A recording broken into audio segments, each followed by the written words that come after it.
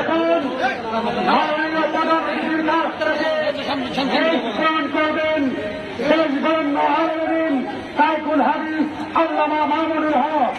আল্লামা মামুনুল হক মুসলিমনগর এলাকাবাসীর পক্ষ থেকে আমাদের পক্ষ থেকে সামান্য উপহার। এখন আমাদের মুফতি মনির হোসেন কাসমি সাহেবকে শেষ উপহার দেবেন আল্লামা এনায়েতুল্লাহ আব্বাসী। আবিদুর রহমান ইসলামাবাদী সাহেবকে তার হাতে তার কেস তুলে দেওয়ার জন্য বিশেষভাবে অনুরোধ করছি।